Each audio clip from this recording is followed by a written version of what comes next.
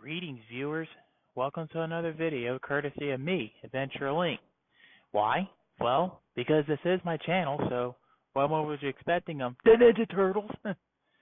Well, with that being said, Ninja Turtles ice cream on the ice cream truck season is actually upon us once again, so I will be on the lookout.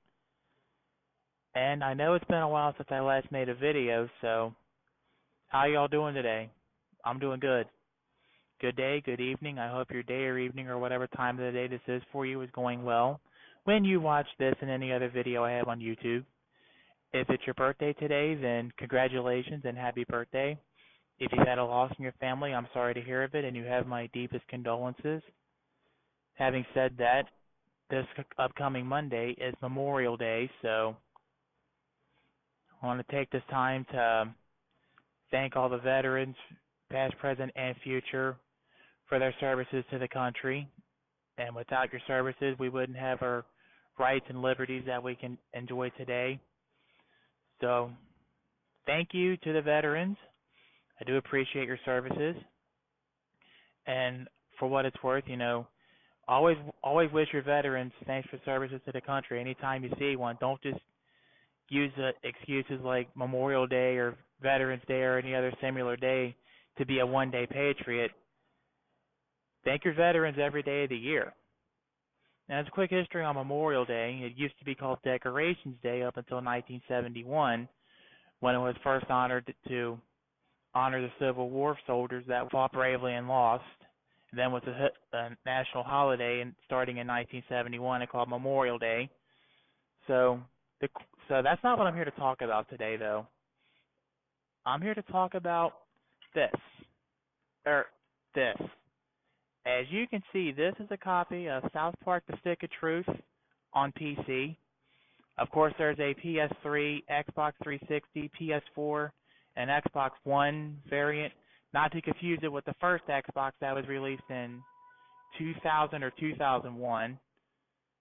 So I actually want to take a few minutes to talk about The Stick of Truth and do a quick review on it and share my thoughts. Now, there's a little bit of background on The Stick of Truth if you're not familiar. This is the fourth South Park game that has been released ever. It's actually the first South Park game to be released in over 10 years. As you may remember, there was 3 other South Park games before that, which was all released on N64 and PS1.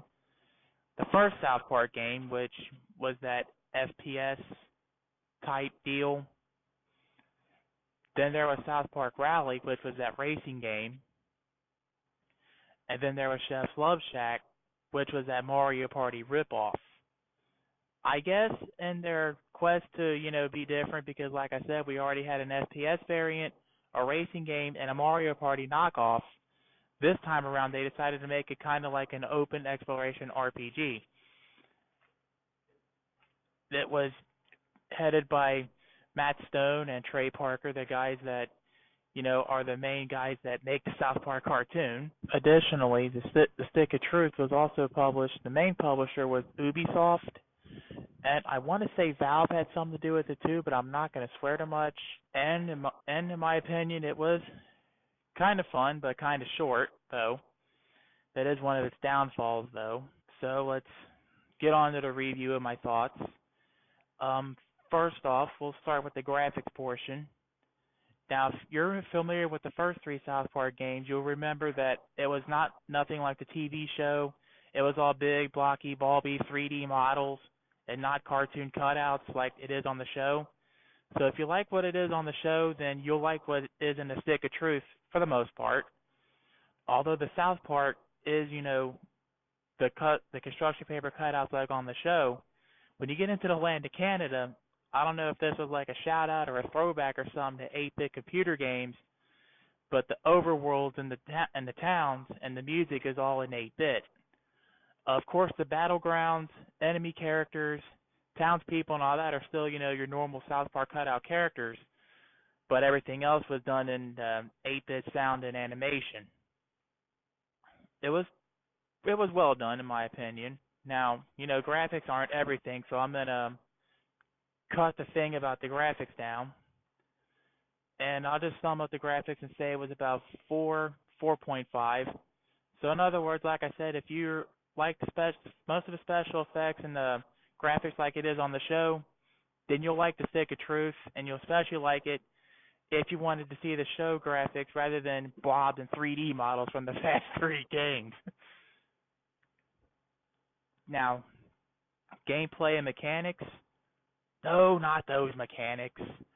We're talking about how the game works and how it is and how it plays. Those kinds of mechanics.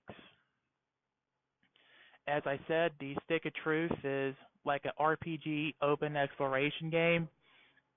If you've already read most reviews or heard about some other reviews, some people will try to compare it to first Paper Mario on N64. Well, they would be mostly right, because it mostly does play like that, but with a small twist. Your buddies actually have their own HP and PP bars rather than a Paper Mario. Anytime your buddy gets hurt, they're just out for X amount of turns, which could be, 1 turn, 2 turns, 3 turns, whatever else. And like I said, they have their own HP and PP bars, so they're not leeching off of your FP meter in like in Paper Mario. This time they have their own. But I'm going to also say that this game also plays out like 2 other games. The first game, I think you know its initials, is GTA. And the other one starts with a Z, ends in an A, and has L in the middle. And if you didn't get it by now, it was Grand Theft Auto and Zelda respectively. Why? Like I said before, this is an RPG/open exploration game, which is a good thing, because I like, open exploration and do kind of whatever you want, which is kind of like Grand Theft Auto. So, like after you get to like the first mission and the introductions and all that, you're pretty much free to explore the whole town of South Park as you please.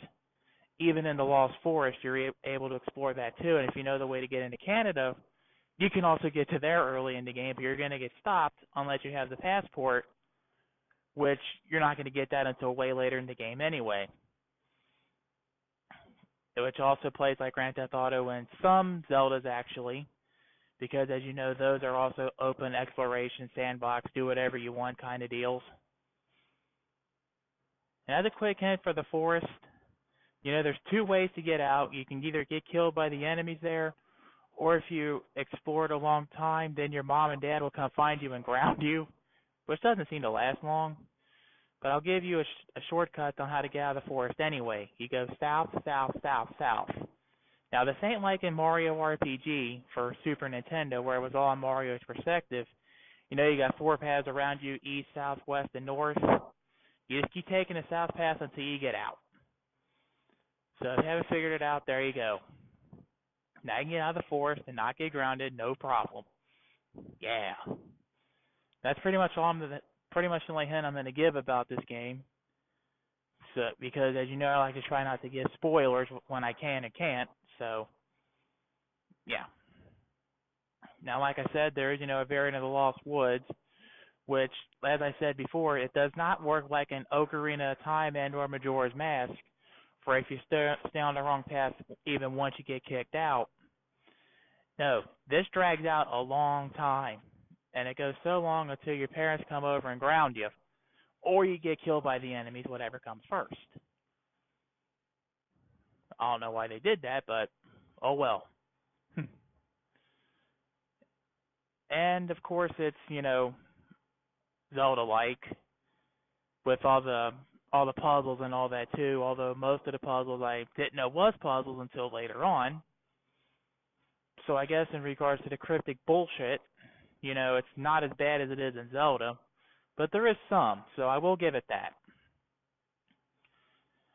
Also, as I said before about Paper Mario, the way you walk in the game, except in Canada, which, like I said, Canada is an overhead view, South Park is all the cardboard cutouts and all that. So all you do is, you walk along the sidewalks, almost like a 2D, 3D kind of deal, kind of like in Paper Mario. Well, pretty much any of the Paper Mario games anyway in this regard. And of course, battles do start out like in Paper Mario. You can either get attacked by the enemies, or you can attack the enemies first, which unfortunately, unlike Paper Mario, where if you attack the enemies first, you get a first strike. If you get attacked by the enemies, they get the first strike. Or if you just run into the enemy head on, then you start the battle. And Stick of Truth, you either have to get attacked or attack them. You can't just run into the enemies. So I'm not sure why that is. Especially if you're used to games like Paper Mario, where you can just charge into the enemy, same as it is in Earthbound and all those other games too.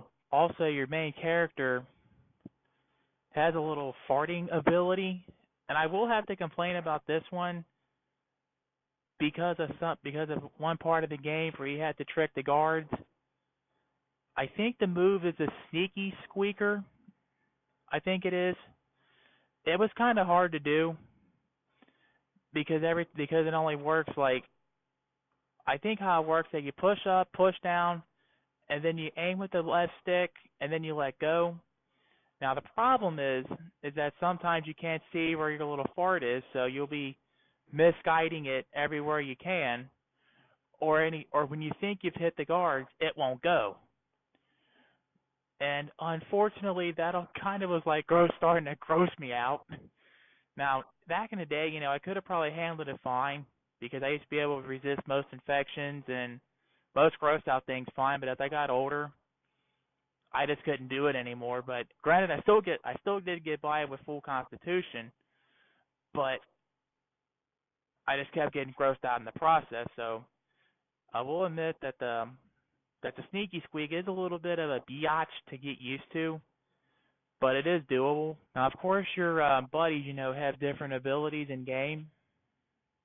Like one you can use to attract like guards and enemies and such. One you can use to heal others.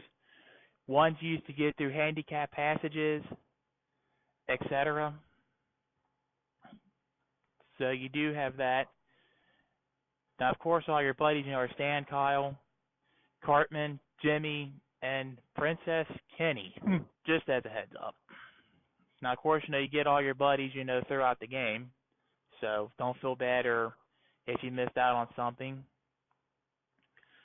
Now, some parts of the game do have like minor split parts of the story, like how the actions you take may affect parts of the story somewhere else, but it eventually all comes together where you can just finish a game normally. I'm not going to say which parts they are, but it's just a heads up. Oh yeah, and I forgot to mention too, in regards to the open exploration, like I said, you can explore the whole town at the start of the game, and you can even take on all the missions, which I will say that unlike Grand Theft Auto, when you get into a mission, you're locked into the mission until you either get busted, wasted, or you complete the mission. In Stick of Truth, the missions will run concurrently of one another, so you can, complete parts of one mission, complete the story, or complete parts of another mission, or do another mission, all interchangeably, instead of having to just be locked into one mission like in Grand Theft Auto. Also, as a heads up too, if you're one of those kind of people that likes to play it, beat it, annihilate it, and destroy it, I just want to let you know that in Stick of Truth, there is a level cap in the game. Now, you know how in Super Mario RPG it was like level 30, and I want to say N64 Paper Mario was the same, but don't quote me on that.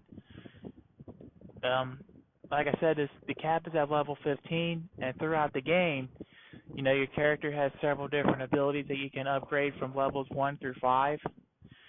Unfortunately for you, you're not going to be able to upgrade all your abilities up to level 5 because the level cap is at level 15. So the best you can do is probably like 4 abilities at level 4 and 1 at level 3 or something. That's how I got by. Additionally, there is a thing in the game where you can collect friends. I believe it's like 120 or 150 friends that you can get, somewhere along those lines. What the friends do is, in addition to, being yet another achievement, they also give you random perks, which, help your character. Like, there's one that gives you, a few more PP. There's one that does a certain percentage more gross out damage, flame damage, protects against attacks when you're in critical condition, or you can do more damage when you're in critical condition. And I'm not sure if you can get all of those in one go or not because of the friend cap at 120, 150. So thought I'd give a heads up on both of these. Overall, I would give the mechanics and the gameplay, again, it's a 4 out of 4.5, despite the game, being finished in about 10 to 18 hours. Depends upon how you play the game. Overall, when it comes to South Park: The Stick of Truth, all things considered, the music, graphics, game mechanics, and play, and even all the references.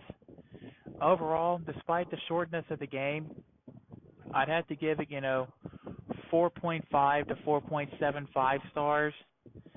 If they ever, made like a second big mission to this game, or have a Stick of Truth too, that'd be great. So with that being said and done, those was all my thoughts in the review on South Park: The Stick of Truth for PC. Although, like I said, there is a PS3, PS4, Xbox 360, and One versions. Anyways, I am Adventure Link. Thank you all for watching. As always, I do appreciate your watching my videos. I also appreciate your rates and subscriptions and comments in the comment section. It can all be done below the video. And I hope you take what I said into consideration when you buy, or at least try out, the Stick of Truth. Like I said, if you have any questions, comments, concerns, praise, criticisms, well wishes, prayers, etc., but no flames, fighting, spam, or other such bullcrap, you can hit me up in the comment section. It's starting to get warm outside, so make sure you stay cool, stay hydrated, stay in the shade so you don't get sunburned, eat right, and stay healthy.